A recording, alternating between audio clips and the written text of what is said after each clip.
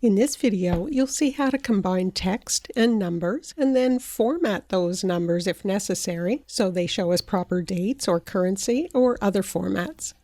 This is Debra Dalgleish from Contextures.com.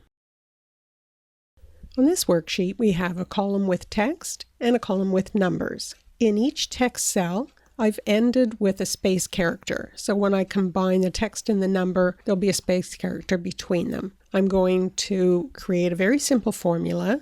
So start with an equal sign, then click on the first cell, type an ampersand, Shift 7, then click on the number. Press Enter, and it nicely combined the text and the number.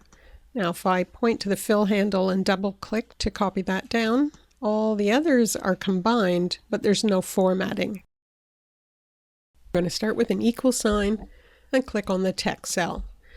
Then our ampersand, and I want it to show the number but formatted. To format the number, I'm going to use the text function. It needs a value, which is our number here, then a comma. Then how do we want this formatted?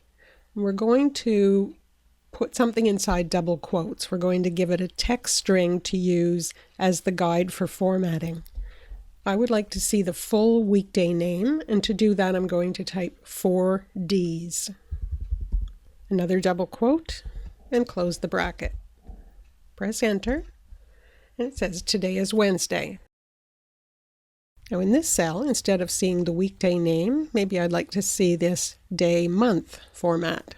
So I'll copy this cell down to give us a starting point, and then in our formula, instead of 4 Ds, I would like D-MMM.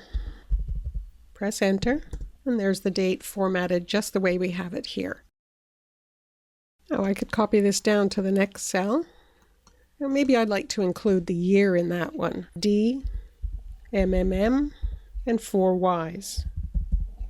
I don't need it in the next cell. I could have it on another sheet, and I could use that in my text function instead of typing the format each time.